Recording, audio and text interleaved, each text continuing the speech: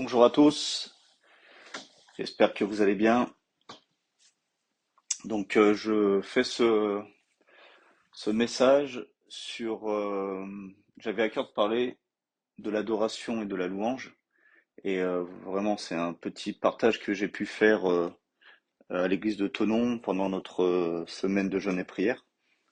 C'est des choses des révélations que j'ai pu avoir suite à des enseignements et au travers de la parole.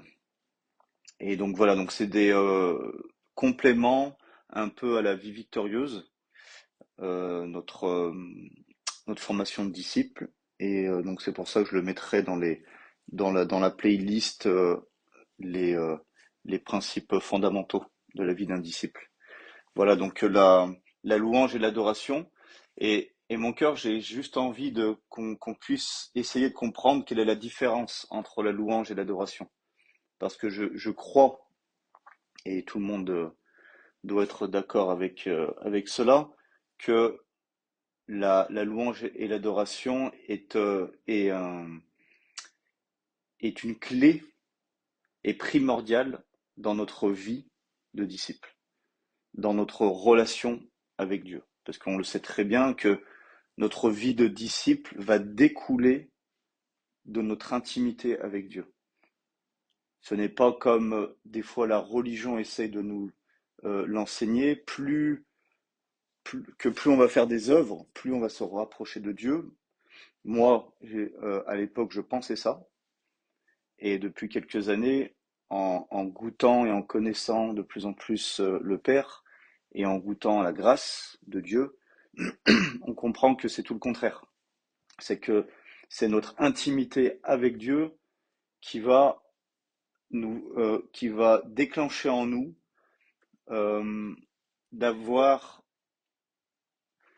une consécration, d'être de plus en plus concerné par son royaume, et donc automatiquement de, de vouloir faire les œuvres, de vouloir faire la volonté de notre Père.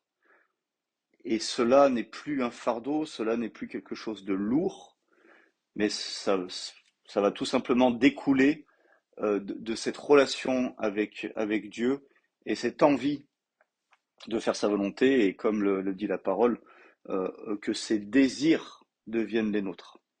Voilà. Et non pas qu'on essaye que Dieu s'aligne avec nos désirs charnels, hein, parce qu'il y en a beaucoup qui prient dans ce sens, mais non, c'est le contraire. C'est que c'est à nous de nous coller avec les désirs de Dieu. Donc déjà, très rapidement, parce qu'on en a déjà beaucoup parlé, par rapport à la mort et à la vie. Donc on va prendre deux passages. Genèse 2,17 nous dit: Mais tu ne mangeras pas de l'arbre de la connaissance du bien et du mal, car le jour où tu en mangeras, tu mourras certainement. Donc tu mourras. Donc c'est l'Éternel qui parle à Adam. Donc si tu manges de ce fruit, tu mourras. Et Jean 17,3, un passage que vous connaissez: Or la vie éternelle, or la vie, on peut déjà parler de la vie, c'est qu'ils te connaissent, toi, le seul vrai Dieu, et celui que tu as envoyé, Jésus-Christ. Donc on va comprendre que la mort éternelle dans la Bible, c'est d'être séparé de Dieu éternellement. Donc la vie sur cette terre et pendant toute éternité, à cause du péché. Donc c'est le péché qui sépare l'homme de Dieu. C'est pas Dieu qui rejette l'homme, c'est le péché qui sépare l'homme de Dieu. Et donc la vie éternelle, c'est de connaître Dieu intimement, grâce à quoi? Premièrement, grâce au pardon de notre péché. Depuis 2000 ans, à la croix, Christ a pardonné le péché de l'humanité. Tout homme et femme qui vivent et qui respirent sur cette terre depuis 2000 ans, ils ont leur péché pardonné. Ça, il faut vraiment comprendre. Donc ça veut dire que maintenant, le but de l'homme, c'est de reconnaître qu'il est pécheur, de faire demi-tour et d'accepter ce pardon. Et comme en ce moment on parle beaucoup de la repentance, c'est le premier pas, la repentance. Tout message dans la Bible emmène les gens à la repentance, de reconnaître leur état de pécheur et d'accepter le pardon de Christ. Mais Christ a déjà pardonné. C'est pas que Christ va pardonner quand une personne va se repentir, non. C'est la personne se repent parce que Dieu l'a déjà pardonné et maintenant elle accepte ce pardon. C'est vraiment important de comprendre que Christ a pardonné tous les péchés de l'humanité. Donc ça, c'est la vie éternelle. Donc ça, c'est-à-dire d'être unis à lui par son esprit. C'est ce qu'on va voir. Donc dans l'ancienne alliance, les hommes et les femmes étaient tous morts spirituellement. Christ n'était pas encore arrivé. La croix n'était pas encore passée. Donc tout homme et femme dans l'ancienne alliance, donc avant la croix, tous étaient morts spirituellement, malgré qu'ils vivaient beaucoup plus longtemps que nous. Donc on voit que la mort dans la Bible, ce n'est pas le fait de vivre longtemps sur la terre, c'est d'être unis ou séparés de Dieu en esprit. Parce que Dieu est esprit. On ne va pas revenir là-dessus, parce que je pense que tout le monde maintenant commence à comprendre. Regardez dans Jean 4, 23 et 24, quand Jésus parle avec la femme samaritaine. Mais l'heure vient, et elle est déjà venue, où les vrais adorateurs adoreront le Père en esprit et en vérité, car ce sont là les adorateurs que le Père demande. Dieu est esprit, et il faut que ceux qui l'adorent en esprit et en vérité. Là, le Seigneur, il est en train de nous révéler comment adorer le Père. Et on comprend qu'on ne peut adorer Dieu qu'en esprit. Donc ceux qui ont l'esprit, leur esprit humain séparé de l'esprit de Dieu, ils ne peuvent pas adorer le Père. Donc vous avez compris, pour adorer Dieu, on doit quoi? Naître de nouveau. Donc les trois pas, la repentance, le baptême d'eau, le baptême du Saint-Esprit. On doit naître de nouveau, recevoir l'Esprit de Dieu, et à partir de ce moment-là, on va pouvoir, pas par notre capacité à nous, mais par notre relation, par notre marche avec l'Esprit, de plus en plus, on va apprendre à adorer le Père. Et voilà ce que le Père recherche, des adorateurs en esprit et en vérité. Christ est la vérité, au travers de Christ, au travers de ce que Christ a fait pour nous. Plus on va comprendre dans notre cœur ce que Jésus a fait pour nous, je peux vous dire que plus de la reconnaissance, de l'adoration, de la louange va sortir de nous.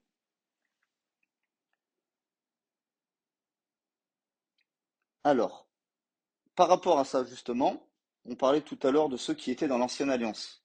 Comment faisaient ces hommes et ces femmes qui adoraient Dieu dans le temple, faisaient de la louange, et du coup, s'ils étaient pas nés de nouveau, du coup, leur louange était des actions d'adoration. Ça, faut vraiment comprendre. Donc, il y avait de la danse, de la musique, du chant, etc. Mais mais la vraie adoration en esprit, ce n'est pas une action à la base, mais c'est une réaction qui va nous pousser à faire une action. Donc, ça peut nous pousser à pleurer, à chanter, ça peut nous pousser à faire, à danser, il n'y a pas de problème. Mais à la base, c'est parce qu'il y a quelque chose en nous qui est en train de se passer, donc l'Esprit de Dieu en nous. Donc ça commence à l'intérieur, d'accord? C'est quand l'Esprit de Dieu en nous est en train d'adorer Dieu, donc par rapport aussi à notre personnalité, on va plus ou moins faire des actions qui vont se voir à l'extérieur. Mais ça ne veut pas dire que si une personne, elle a une personnalité, on va dire pas extravertie, eh ben, ça ne veut pas dire qu'elle n'est pas en train d'adorer Dieu. Ça se passe d'abord à l'intérieur. Parce que, vous savez, on peut chanter tous les matins pendant 1 heure et de n'avoir même pas adoré Dieu une seule seconde. Il y a beaucoup de personnes qui vont courir pour aller faire des concerts, des festivals chrétiens, et cela, c'est pas mauvais en soi. Mais combien vraiment sont en train d'adorer Dieu? Combien, dans l'église traditionnelle, le dimanche matin, sont véritablement en train d'adorer Dieu? Vraiment, moi je suis pas là pour donner un pourcentage ou quoi que ce soit, mais posons-nous cette question-là. Est-ce que ça ne devient pas traditionnel? Est-ce que c'est pas quelque chose qu'on va l'habitude de faire et on va chanter parce que la musique va nous faire du bien? Est-ce que ça va pas être centré sur nous au lieu d'être centré sur Dieu?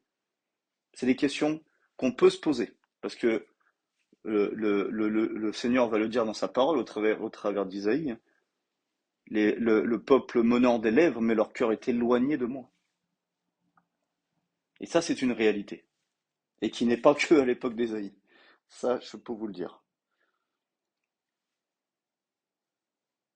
Donc, ça veut dire que ça peut être juste des actions sans être la conséquence de ce qui se passe à l'intérieur. Alors, si on essaye de copier ceux de l'ancienne alliance et de faire la même chose, c'est qu'on n'a pas compris. C'est qu'il y a quelque chose qu'on n'a pas saisi. Une fois nés de nouveau, nous avons une nouvelle capacité d'adorer véritablement le Père que même David n'a jamais pu faire. Et vraiment, vous avez la capacité en esprit, depuis votre nouvelle naissance, d'adorer le Père comme lui, il veut qu'on adore. D'être directement devant lui, devant le trône, avec les anges, dans les lieux célestes, parce que votre esprit est là-bas. Alors, pourquoi, première question, pourquoi Dieu cherche-t-il des adorateurs? C'est quand même bon à se poser comme question. Pourquoi Dieu cherche qu'on adore? On va voir déjà, pour casser tout de suite quelque chose, 1 Corinthiens 13, 4 et 5, l'amour est patient, il est plein de bonté, l'amour n'est point envieux, l'amour ne se vante point, il ne s'enfle point d'orgueil, il ne fait rien de malhonnête, il ne cherche point son intérêt, il ne s'irrite point, il ne soupçonne point le mal. Dieu est amour. On est bien d'accord? Donc, 1 Corinthiens 13, on parle de l'amour, tout le monde connaît ce passage, c'est vraiment le chapitre de l'amour, c'est merveilleux ce passage. Et donc on parle de qui? On parle de Dieu, car Dieu est amour. Et quand on s'identifie à lui, et ben du coup aussi on peut parler de nous. Mais ça c'est un autre sujet. Donc, si Dieu est amour, il ne devrait pas chercher son propre intérêt.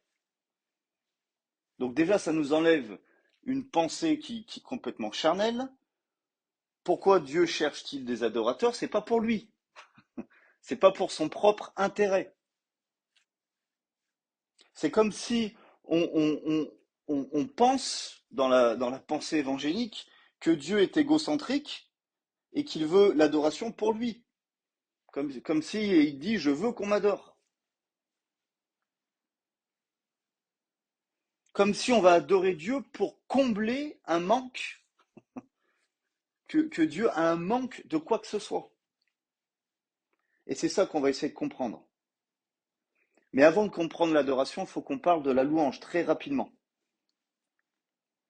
Et ça, je pense que tout le monde sait ce que c'est la louange. On peut le voir, donc ça c'est vraiment rapide. Luc 19, 40. Et il répondit, je vous le dis, s'ils se taisent, les pierres crieront. C'est quand Jésus est monté sur un âne, il a commencé à traverser Jérusalem. Donc tout le monde était en train de crier Hosanna. Et les pharisiens, les docteurs de la loi, ils étaient complètement fous. Et du coup, Jésus dit que s'ils se taisent, les pierres crieront. Donc la louange, c'est de dire à Dieu qui il est, ce qu'il a fait. On va le remercier, on va l'apprécier.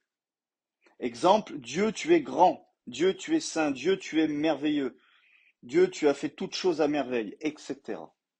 Donc voilà, c'est juste de dire qui est Dieu. Et c'est merveilleux de louer Dieu parce qu'on va juste s'aligner et reconnaître qui il est. Donc ça peut durer des heures et des heures aussi.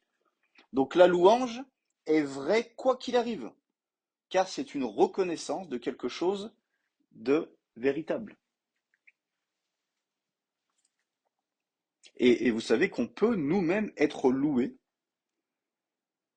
Hein, ça peut vous arriver, et j'espère que ça vous arrive souvent, que quelqu'un vous dise bah, tu es une bonne personne, tu as bien travaillé, tu es intelligent. Voilà, c'est des choses qu'on va reconnaître de chez vous et que les personnes vont louer, vont vous louer en disant ce qui est vrai. En gros, en disant des compliments, en mettant en valeur toutes les choses bonnes que vous avez en vous. Et ça fait plaisir. Mais on peut nous-mêmes être loués. D'accord? Donc c'est de dire ce qui est vrai. C'est de reconnaître ce qui est vrai chez Dieu. C'est ça la louange. Alors que l'adoration. On va prendre un passage que peut-être à première vue, vous allez dire, mais qu'est-ce que c'est ce passage par rapport à l'adoration? Mais vous allez comprendre la profondeur. Luc 7, 36 à 38. Donc, je vous le redis, hein, quand je donne des passages, comme c'est un audio, n'hésitez pas, mettez sur pause, prenez la parole de Dieu et lisez avec moi. C'est beaucoup plus, ça porte beaucoup plus de fruits. Un pharisien pria Jésus de manger avec lui. Jésus entra dans la maison du pharisien et se mit à table. Et voici une femme pécheresse qui se trouvait dans la ville. Ayant su qu'il était à table dans la maison du pharisien, apporta un vase d'albâtre plein de parfums et se tint derrière aux pieds de Jésus. Imaginez la scène. Hein. Elle pleurait et bientôt elle lui mouilla les pieds de ses larmes, puis les essuya avec ses cheveux, les baisa et les oignit de parfum. Pourquoi ce passage? Là, elle n'est pas en train de faire des pirouettes, elle n'est pas en train de taper des mains, elle n'est pas en train de faire des choses extérieurement qui paraissent vraiment, on va dire, ce côté vraiment, ouais, louange, où là, c'est ce côté fête, d'accord? Là, elle est en train de pleurer, elle est au pied de Jésus, et elle est en train de se donner totalement, se mettre à nu totalement, de se repentir totalement. L'adoration, dans l'adoration, c'est que nous sommes le don. La louange, c'est de dire quelque chose comme Dieu, tu es génial, alors que l'adoration, c'est de dire Dieu, je t'aime, je te donne tout. C'est de dire ce que nous ressentons, ce que nous lui donnons. Nous sommes le cadeau. On s'offre nous-mêmes à lui. L'adoration, c'est nous. On se donne à Dieu. Bien sûr, poussé par l'Esprit de Dieu. La louange, c'est de reconnaître un fait et l'adoration, c'est une relation.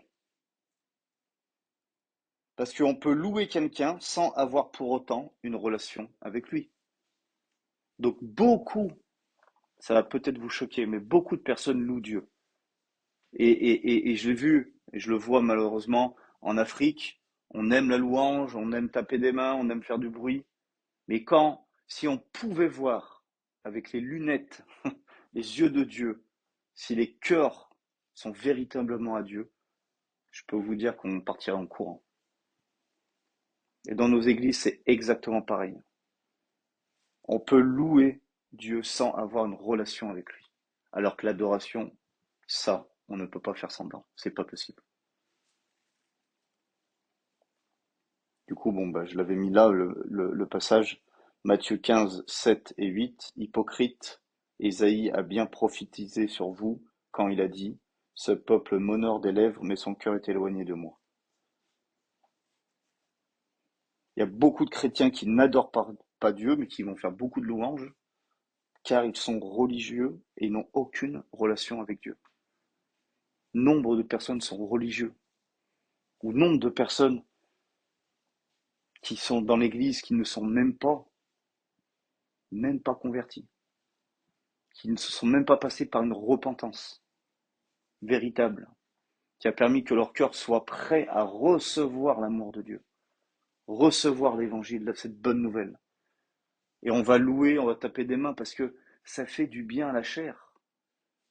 Si le monde aime tellement aller faire des festivals, des concerts, parce que ça fait du bien à l'âme, et ça je dis pas le contraire, mais est-ce que c'est ça que Dieu recherche?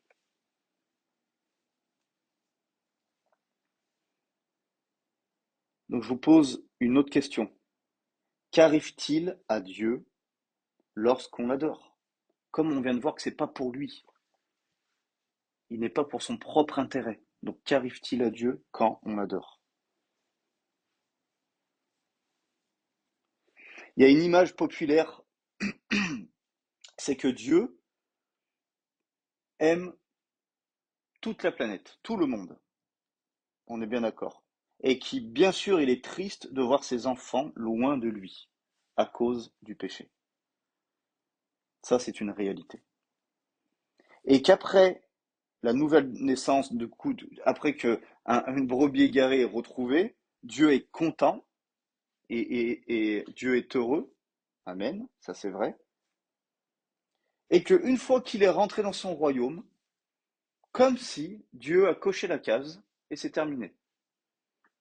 Comme si il n'y a plus rien après. On est sauvé, Dieu est content, on va faire notre petite vie avec lui, et que ça s'arrête ici. Beaucoup s'arrêtent à leur conversion. Ils ne vont pas plus loin avec la relation avec Dieu. Ils ne cherchent pas plus à le connaître, plus à l'apprécier, plus à le ressembler. Et ce que je vous dis, c'est une réalité, parce qu'autrement, l'Église ne serait pas dans cet état-là. Beaucoup s'arrêtent à leur conversion. Il y en a qui restent devant la porte du royaume parce qu'ils ne veulent pas se repentir, mais il y en a qui rentrent quand même, qui sont nés de nouveau, remplis du Saint-Esprit, mais qui s'arrêtent aussi ici. Donc cela, ce n'est pas la réalité. Notre Dieu veut beaucoup plus après notre nouvelle naissance. À plus forte raison, il nous aimait avant, quand il était éloigné, quand nous étions éloignés de lui. À plus forte raison, maintenant qu'on est proche, il a envie de vivre cette relation avec nous. C'était son désir avant. Pourquoi maintenant on rentre dans son royaume et c'est terminé? C'est illogique. Regardez, passage que vous connaissez, Sophonie 3,17. Mais là, je l'ai pris en français courant. D'accord? Donc si c'est pas pareil que votre version, c'est normal. Mais j'ai beaucoup aimé. Regardez ça. Le Seigneur, ton Dieu, est avec toi. Il est fort et t'assure la victoire. Écoutez. Il rayonne de bonheur à cause de toi. Son amour te donne une vie nouvelle. Il pousse des cris joyeux à ton sujet. Mais quand on lit ça, on n'a pas l'impression qu'on parle de Dieu. Ce Dieu loin de nous, ce Dieu en colère, ce Dieu miséricordieux, mais un jour il va être bon et un autre jour il va nous taper dessus. Ce Dieu qui n'éprouve pas de sentiments. Ça, c'est l'image que la plupart des gens ont de Dieu. Et là, on parle qu'il pousse des cris de joie à notre sujet. Mais comment on est loin de savoir ce que Dieu ressent à notre égard? Comment on est loin? Dieu a attendu toute l'éternité pour avoir une relation avec nous. Et quand nous sommes, quand vous êtes, quand vous avez été plutôt, nés de nouveau, on peut enfin avoir cette relation avec lui. Et cela, c'est sa plus grande joie. Dieu ne se lassera jamais de passer du temps avec nous dans l'adoration. Et vous savez pourquoi? Bien sûr parce qu'il nous aime, mais parce que c'est le seul moyen d'avoir une relation intime avec lui. C'est au travers de l'adoration. C'est pas quand on va prêcher l'évangile pendant une semaine entière, quand on va faire plein de disciples. Ça, on fait la volonté de Dieu, il n'y a aucun problème. Mais là, je vous parle de l'intimité, la relation avec vous personnellement. C'est dans l'adoration. Donc, c'est merveilleux de comprendre que Dieu est excité, parce qu'il pousse des cris de joie. Et tellement dans la joie à notre sujet, il pousse des cris joyeux. Il chante aussi pour nous. Cette image de Dieu peut vous bouleverser, vraiment, de voir Dieu comme ça. C'est tellement important de comprendre que Dieu est joyeux. Hein, un des fruits de l'esprit, c'est la joie, mais je pense que des fois, on l'oublie que ça vient de Dieu. Ça vient pas de nous, la joie, hein. C'est pas nous qui l'avons créé, c'est bien Dieu qui l'a créé. Et c'est un fruit de l'esprit. Donc, l'esprit de Dieu, la nature même de Dieu, le caractère de Dieu qui nous a, qui vient habiter en nous et qui nous donne, qui nous fait vivre son caractère, sa nature, c'est pas la nôtre. Et ben dedans, il y a la joie. Donc Dieu est joyeux à notre sujet. Donc voilà, pour répondre à la question, qu'arrive-t-il à Dieu lorsqu'on l'adore? Il est joyeux. Il aime ça. Il ne se lasse pas de ça. Et pour finir, maintenant on va parler à nous, que nous arrive-t-il à nous pendant l'adoration? Qu'est-ce qui se passe en nous? Et je pense sincèrement que nous retrouvons initialement notre véritable vie. Parce qu'on a été créé pour cela, pour être en relation avec Dieu. Et c'est pour ça que l'adoration, c'est de tout donner à Dieu, de se donner à lui, de se laisser consumer par son amour et d'aller nous-mêmes sur l'autel et s'abandonner.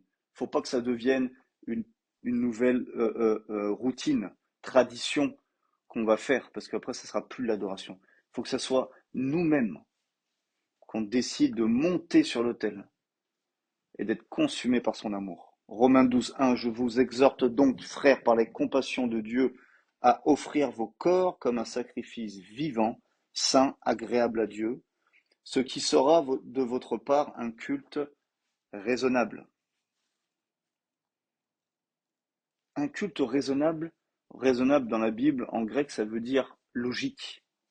En gros, ça doit être logique. On redevient euh, comme si, à notre nouvelle naissance, on a fait un reset de tout ce qu'on a été éduqué dans ce monde, tout ce qui ne vient pas de Dieu. Et petit à petit, au travers de l'adoration, on redevient cette personne, cet homme, cette femme que Dieu a créé et a voulu avec son esprit en nous. Parce qu'il n'a pas créé Adam sans son esprit dans Adam. Donc on redevient cet être vivant,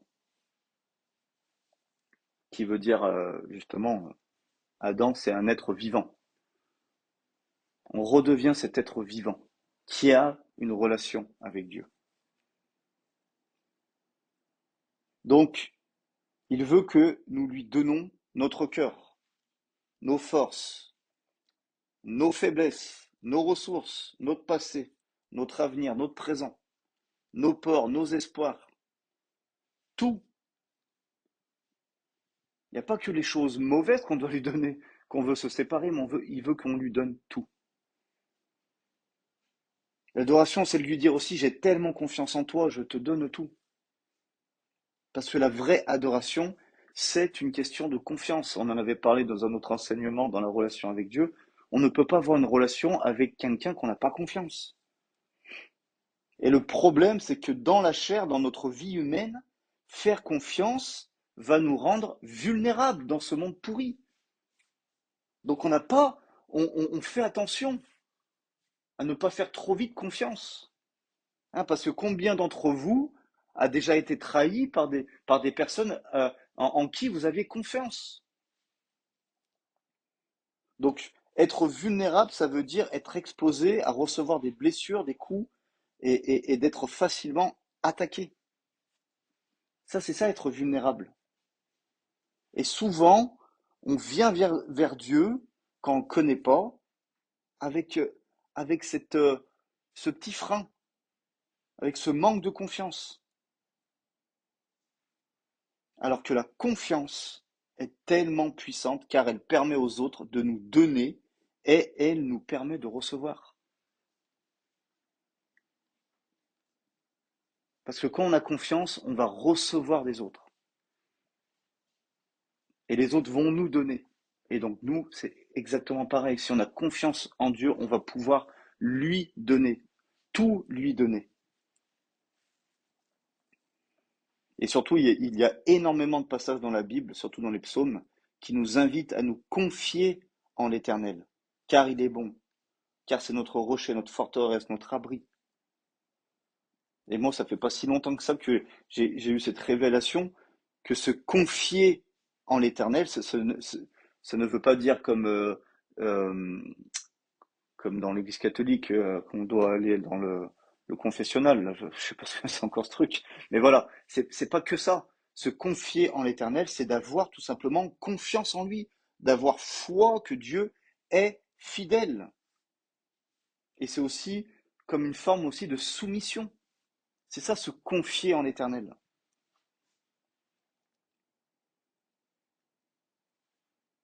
Voici une chose qu'on peut lui dire. Père, je ne veux plus réfléchir, craindre ou attendre que tu me montres telle ou telle chose.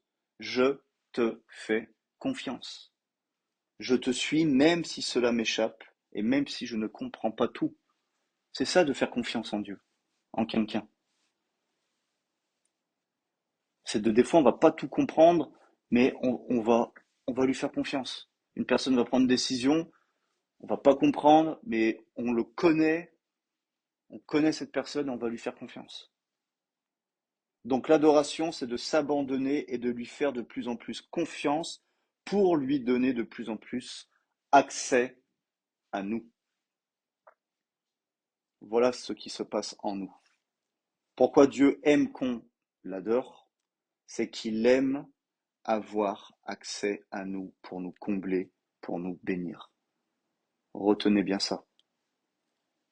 Dieu aime l'adoration parce qu'il aime avoir accès à nous pour nous combler et nous bénir. Donc, peut-être avant, on avait la pensée qu'on l'adorait pour lui, alors que c'est pour nous. Dieu pense constamment à notre bien. Donc c'est pour nous. Dans les moments d'adoration en esprit et en vérité, il a accès à l'endroit le plus précieux de notre être, c'est notre cœur. 2 Corinthiens 3,18. Nous tous, dont le visage découvert reflète la gloire du Seigneur, nous sommes transformés en la même image de gloire en gloire par l'Esprit du Seigneur. C'est vraiment une bonne définition de l'adoration. Nous contemplons sa gloire tout en étant transformés. Voilà l'adoration.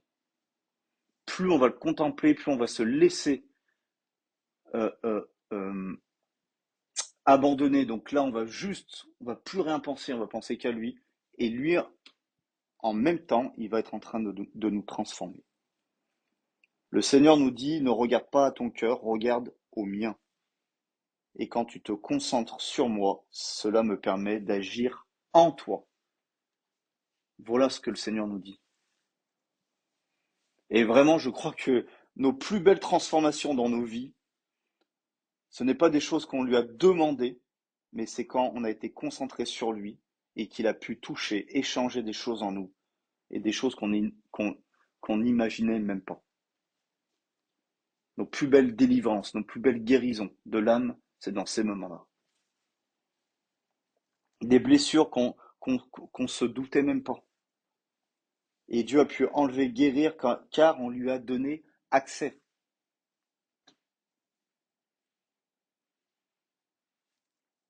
Donc Dieu nous demande de lui donner accès, car il y a des choses qu'il veut faire dans notre cœur, que nous allons aimer.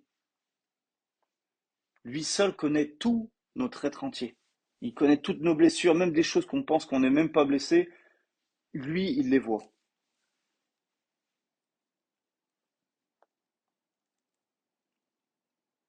Un passage aussi qui peut être assez compliqué, mais on va le prendre vraiment très simplement. Luc 11, 34 jusqu'à 36. Ton œil est la lampe de ton corps. Donc l'œil, la fonction de l'œil, c'est pour voir. Lorsque ton œil est en bon état, tout ton corps est éclairé. Mais lorsque ton œil est en mauvais état, tout ton corps est dans les ténèbres. Prends donc garde que la lumière qui est en toi ne soit ténèbres. Si donc tout ton corps est éclairé, n'ayant aucune partie dans les ténèbres, il sera entièrement éclairé, comme lorsque la lampe t'éclaire de sa lumière. Tout simplement, ce que nous regardons et comment nous regardons nous affecte. Il y a, il y a une expression qui dit regarder du bon œil ou du mauvais œil. D'accord? Donc on peut avoir un bon regard sur quelqu'un, le voir tel que Dieu le voit, ou avoir un mauvais regard sur quelqu'un, c'est-à-dire de le juger, le critiquer, etc.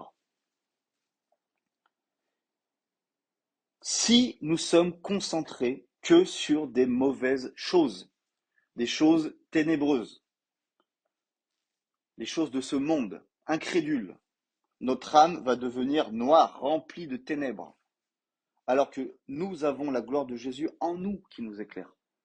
Là, je vous parle à nous, ceux qui sont nés de nouveau. Si on continue à regarder, à contempler des choses qui est contraire à Dieu, on a beau avoir la gloire de Christ en nous, notre âme va devenir ténèbres. Ne pensez pas parce que vous êtes chrétien né de nouveau que ça va pas vous arriver. On est fait esprit, âme et corps, on doit faire attention aux trois. Mais lorsque nous contemplons Dieu à longueur de journée, bien sûr, c'est les yeux du cœur, les yeux spirituels, notre âme est transformée, renouvelée, nos pensées, nos émotions, notre volonté est changée et bouleversée. Donc pour conclure, tout peut être un acte d'adoration si on le fait dans sa présence, conscient de sa présence. Par exemple, on peut très bien adorer en se lavant les dents, en faisant à manger, en travaillant, en marchant, tout, parce que c'est notre esprit qui est en adoration. Et quand on est conscient de qui est Dieu et qu'il est là constamment avec nous, on peut vraiment être en adoration constamment. Si on se concentre sur lui durant toute la journée, nous adorons. Donc le chant et la danse, par exemple, sont une manifestation de ce que nous vivons déjà à l'intérieur. Et non pas de le faire pour vivre ou chercher quelque chose de lui. On doit tout abandonner à Dieu et d'être constamment dans sa présence, en sa présence.